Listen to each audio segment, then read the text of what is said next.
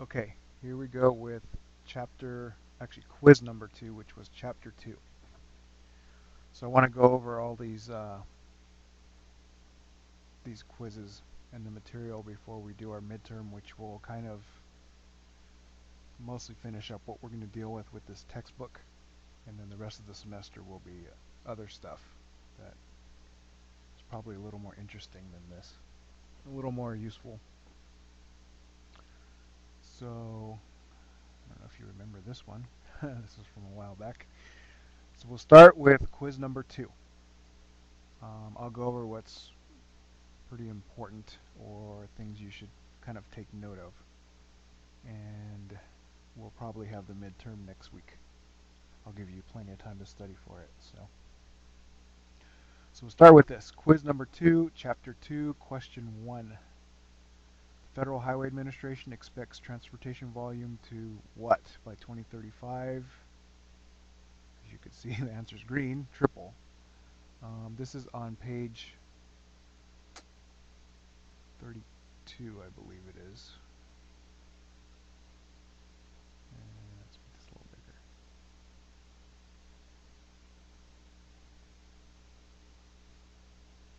Make it a little smaller. Nope, make it bigger. Okay. So that is actually in this this little header right here. And I mean, it says it right here, plain English. United freight volume moved in the United States is expected to triple by 2035. This is really just effective how we're a consumer society, and we're just importing more and more. We're also starting to export, but the volume is just going to keep increasing, and part of it is because our population is increasing. So this is something that we always have to think about when we're dealing with transportation. Even if we're just users of transportation, as in companies shipping things around, we just have to realize that the infrastructure that's here is pretty finite. So it's possible that we could reach the peak of that, and what's going to happen is then things are just going to start costing more because the resources are limited. So that's pretty much the answer to this, and kind of the reason why it definitely wouldn't remain the same or reduce. And I mean, it's just an estimate, but it's not going to double. It probably will triple by 2035, which is a little over 20 years. Question 2. When did double stack rail container service begin? This was pretty straightforward. Also in the book. Let's see, chapter 2. I believe it was on the next page. Yeah, it was just here in this timeline. And it was right here. So 1982 is when this double stack service started. And that was really when, like in our last quiz, supply chain management really started coming into play. Concern for cost really started coming into play. So this was really a very efficient way to move the containers on the railroad. So that was 1982. So the 80s is really when a lot of efficiency started being more important for companies. Question 3. What was the primary reason for the creation of the US Interstate Highway System? We already went over this before. For national defense. Dwight Eisenhower, when he was president, 1956. It was generally accepted that he was influenced by the Autobahn when he went to Germany during World War II. And Hitler had kind of implemented that. And in the book, it was in page 33. Let me see. So confused here. Yeah, on the same page here. So transportation plays a role in major defense, national defense, So that's there. This is just important to remember. It doesn't really help us nowadays, I guess. It's kind of a historical fact. Question 4. More math for everyone. First of all, you wouldn't sell something for less than it costs you. Um, in some situations you would, especially in a larger company or if there's some kind of strategy involved, but in generally accepted economic theory, you don't do that. Um, the minimum price is what it costs you, the marginal cost of having this item available for you to sell. So assuming it costs $10 to produce, costs you $10, you want to have a 10% margin, so your profit margin is also already calculated in here. So you're looking for a 10% margin. So 10% of $10 is $1. Transportation per unit is $2. So we don't have any other real fixed costs or other complicated formula here. So basically it's going to be the $10 cost, the $1 margin of profit, the $2 cost of transportation, so 10 plus 1 plus 2 is 13. So 13 is the lowest price you should accept given these constraints that you're putting on this product. So the rest of these are below that cost, so you wouldn't do that in generally accepted economic theory, like I said. Question 5. Which major societal function consumes the greatest percentage of GDP? This is on page 41 in the book.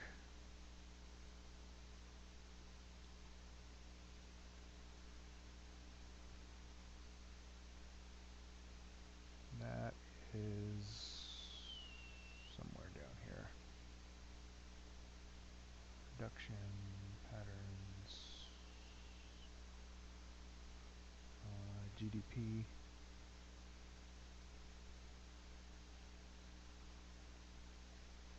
Here it is.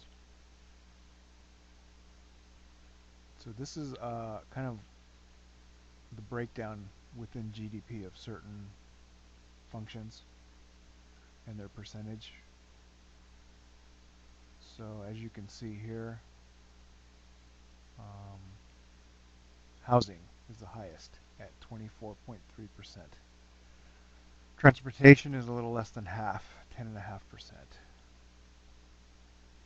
these are all primary items that, of course, are part of what we do every day. So the answer to that one is housing. Right here. And all this other stuff was listed, like we said. But housing is the largest, 24.3%, right? Yep.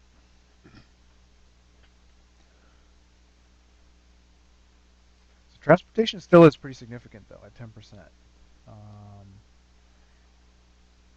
And that includes not only transportation of goods, but transportation for ourselves, getting around, getting to where you have to go, getting to school, getting to work, etc. Question 6.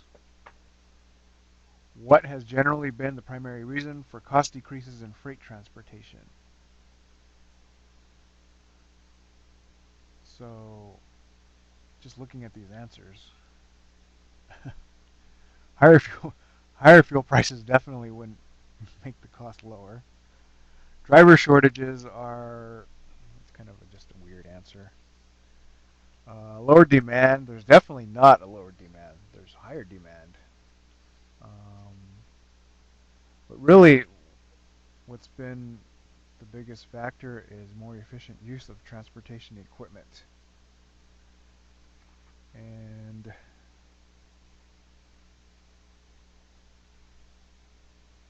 that's just logical. And that goes back to like the double stack on the rail. These trucks are able to use full loads on truckloads, consolidating freight, things like that. So it was here somewhere. This is other stuff. Yeah, so here on page 42, freight transportation, the cost has decreased due to more efficient use of transportation equipment, better network scheduling. So basically it's just efficiency. Um, that's really where it's been at for really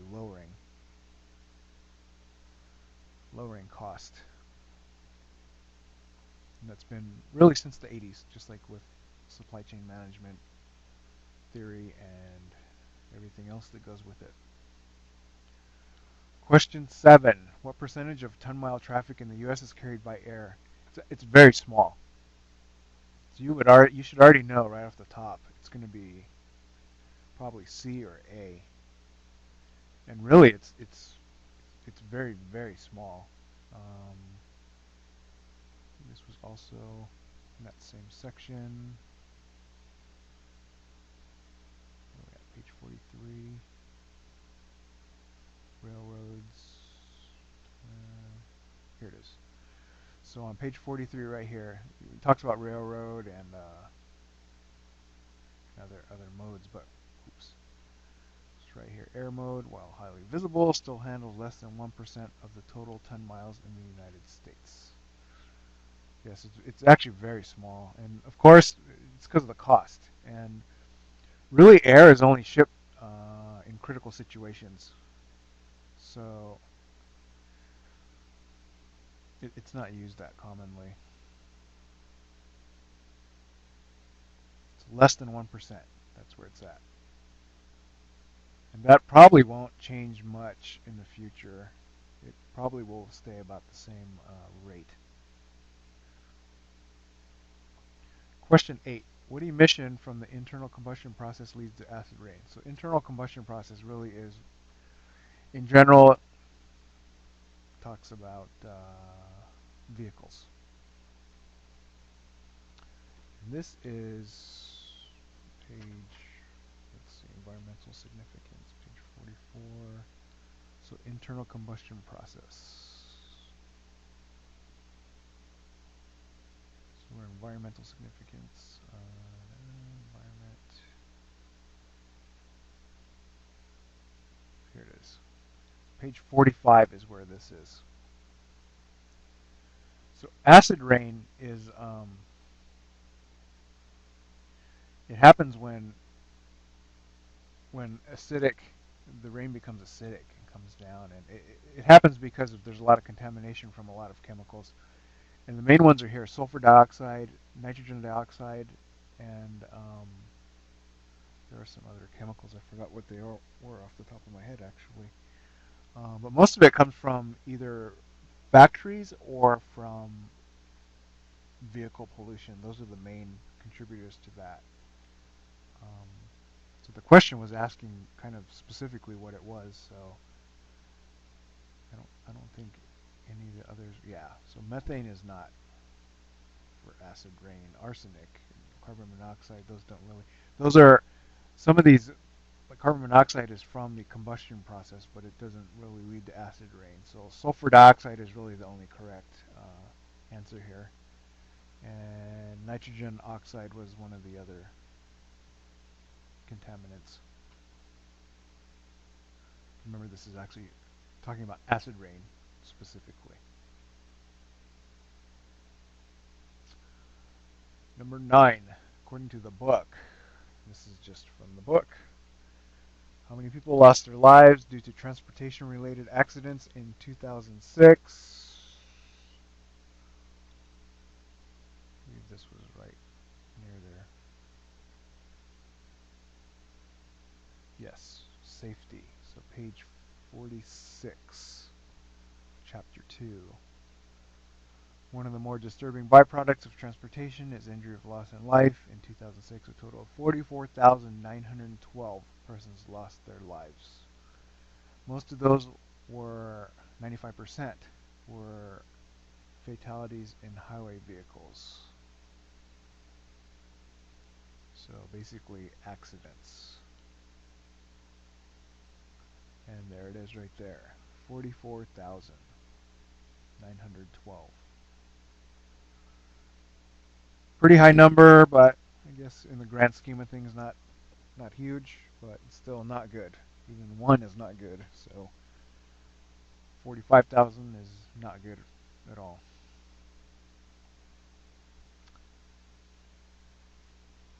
Question 10.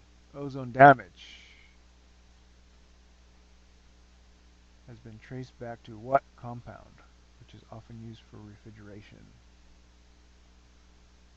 And some trivia, the hole in the ozone and all that damage was actually discovered by some UC Irvine professors, I believe in the 70s.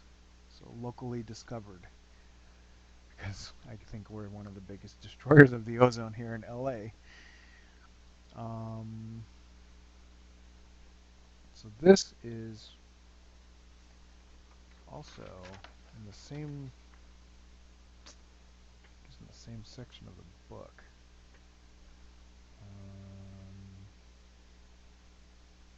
That should be 4. Oh, here it is. Yeah.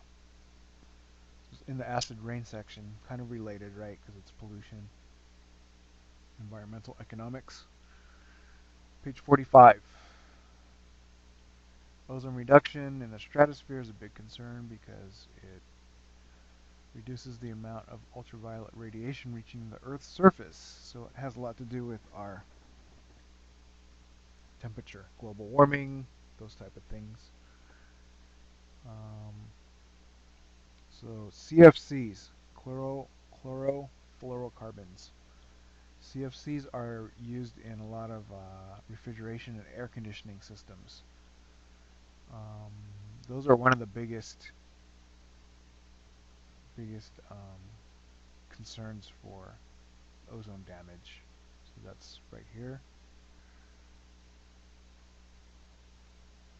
Chlorophyll is not. None of these are. These are not. They're not anything to do with that, really.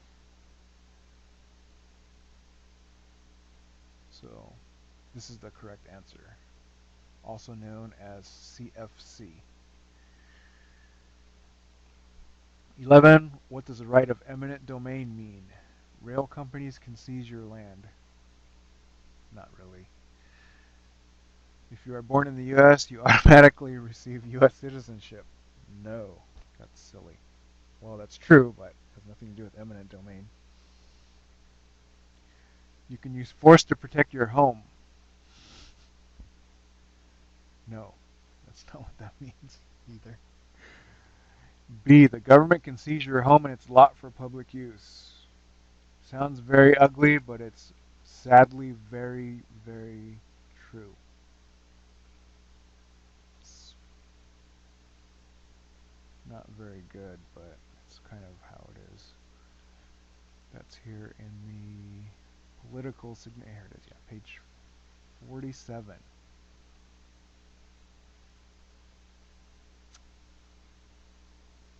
So it's right here, 4th paragraph. So sometimes if it's, may not be good for you, but if it's good for the greater good, the government's power of eminent domain gives the right to acquire land for public use. Although families might be displaced, the government's role is to act in the best interest of the public. So it's kind of the greater good thing, and usually they won't do this. They'll kind of try and buy you out for a fair price and sometimes even higher than market value.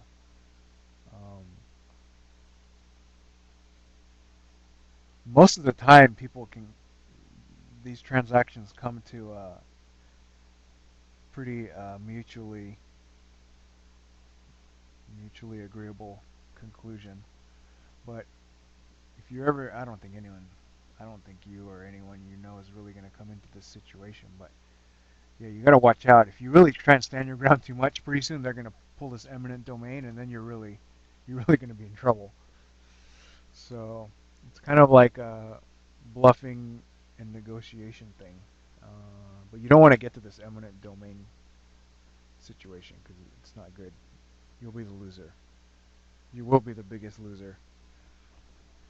It won't have anything to do with becoming more healthy. No, will not. Question 12, extra credit. So obviously it's extra credit, so you're on your own to go find the answer.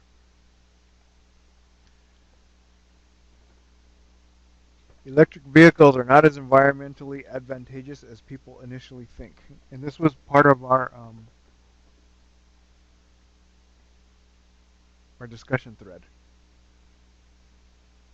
And most people don't know, but they think electricity is the answer to everything. But um,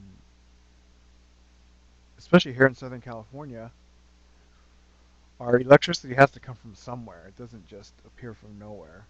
You don't just get it from the wall. There's no little, I don't know, there's no little hamster back there running around spinning a wheel. Even a hamster, you'd have to feed him if he was making your electricity. And the food comes from somewhere, and that costs a lot of environmental costs to make the food and whatnot. So there's always a cost, is the point and the problem. And over here in Southern California, most of our electricity is actually from natural gas processes. It used to be coal burning. I believe in Arizona is where most of it came from coal burning plants. But now we're kind of primarily on natural gas. And of course, burning anything from natural gas is very, very bad as far as greenhouse gases go. I think this link had the breakdown. Let's see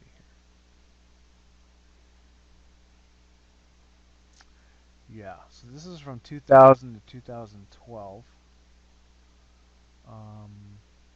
So this is what we generate plus what we import total. So in the last 10 years, probably about a 10% increase overall. And you can see here the different modes that we get the energy from. And our largest here at 100, these are in billions I think, but gigawatt hours. 121,000 is the largest here easily compared to the rest of the column, which is natural gas. Second is hydroelectric. So, for example, the Hoover Dam is one of the major sources of electricity for us. And actually, Lake Mead is dropping, and they're losing water there off the Colorado River. And I believe right now, it's not much further. It's somewhere around 10 feet. If the water level drops above Hoover Dam, it was 8 to 10 feet, I think, right now. There's no more electricity for Las Vegas. So there's just huge problems going on there. We're definitely abusing our natural resources. And that would probably cause this to drop considerably, and then we'd have to take it up with everything else. So let's see, what else? Nuclear is 18,000. That's probably going to be less because there's been a huge issue with San Onofre lately. I think they're not going to restart it. So you could see we used quite a bit in 2000. It was almost half compared to the natural gas. So, but right now, yeah, natural gas is what we're using the most of to generate our electricity. And I think this is the same thing, but just, yeah, for this year. It's the same information right here. So this concludes that electricity isn't as much as it's all kind of played up to be for being environmentally friendly. There's always issues somewhere. Solar is good, but you can't generate enough energy all the time. The sun's not always out. Wind is okay. That has an issue with harming animals. A lot of times birds, endangered birds. Um, Also production of the windmills. It's a lot of non-biodegradable or non-environmentally friendly materials. So that all kind of comes into play with this whole question, and we had our whole threaded discussion, of course, on that. This this topic will come up on the midterm. It is actually very important. So just remember kind of what we talked about. 13. There's a little space right here. I think I don't like that. Oh man.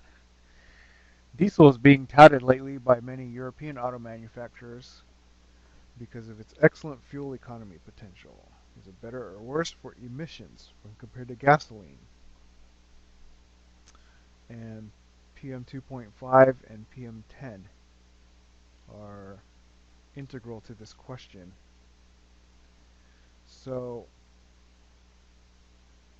PM 10 is usually a larger type of air pollution or air contamination, but it's really like dust or dirt. Um, you can kind of see it. It's visible. So it's an irritant, but it's generally not going to really cause a severe health problem. 2.5 PM 2.5 is very small, so that actually can get into your enter your respiratory system and affect your circulatory system after that, and cause a lot of health problems, a lot of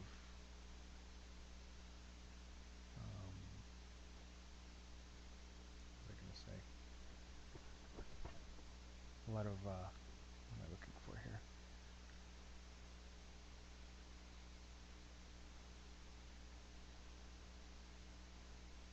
Yeah, it just causes a lot of health problems. What was I just going to show here?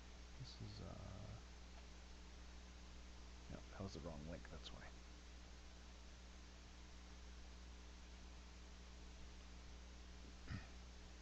Okay, so diesel actually is a huge contributor of PM 2.5. Also, diesel vehicles don't really generally have catalytic converters, as gasoline cars all do nowadays. So they cause actually a lot of pollution. But the number of diesels is small on the road, so the EPA hasn't cracked down on them as much, but they're starting to become more prevalent in use. So they're actually working on catalysts for diesel engines. And they actually combust through a different process, so it's difficult to actually do that. And actually, I just went to a freight conference last week in Long Beach, and some of the researchers at CSU Long Beach are working on what's called, they call it an exhaust scrubber, but actually it removes a lot of the particles from diesel exhaust using water molecules. So there's a lot of work on trying to clean up diesel because it's actually very bad right now. And of course, transport trucks and locomotives are the primary users of diesel, and also boats. So when you get a chance, this is actually a pretty nice little presentation that I found on just the effects of diesel exhaust. I won't. You can look at it yourself and really look at it, but um, you could see it causes a lot of the emissions that cause acid rain. A lot of ultrafine particles, PM 2.5, like we just talked about. This is a good example of showing you what's affected by what as far as particle size.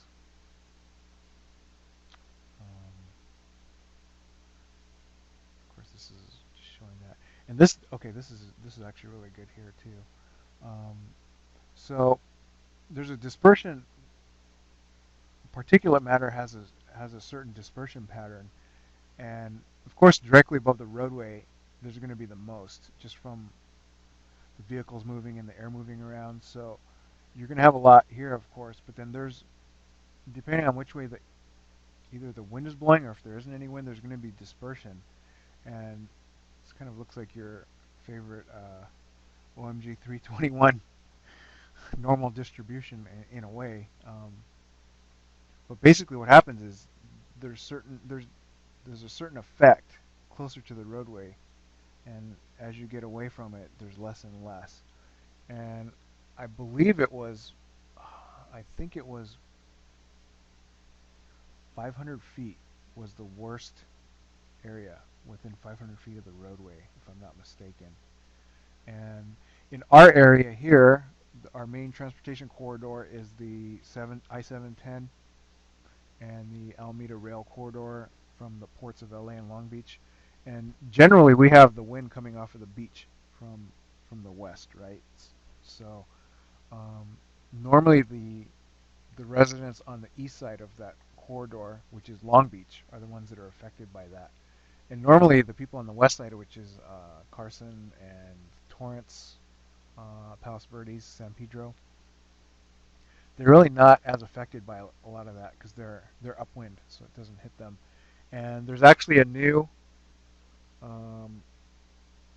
rail yard that their Port of LA is working on, and they're trying to propose to use mostly electric equipment there to not increase the amount of pollution.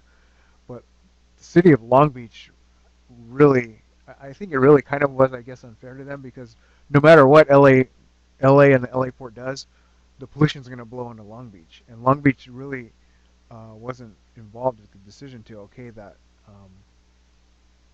that new rail yard.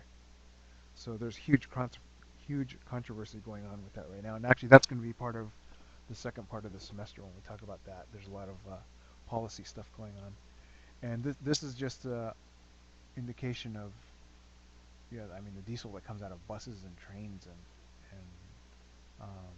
the time of dispersion. So if you get a chance, just kind of take a look at this presentation. It's pretty informative, not overly technical. It shows just a lot of the illnesses that come from that. It was done on the East Coast, so it's Rhode Island, but it's generally the same no matter where you go. And yeah, there's a lot of anti-idling rules and laws going in place, especially in loading areas like the port. And actually, this what we're also going to talk about is for the process. It's very involved because you have local government, you have state government, you have the private entities, you have the entities overseeing the certain locations, like say the port or other rail yard areas, the airports. So yeah, take a look at this, and that will take care of quiz number 2. Next up is quiz 3.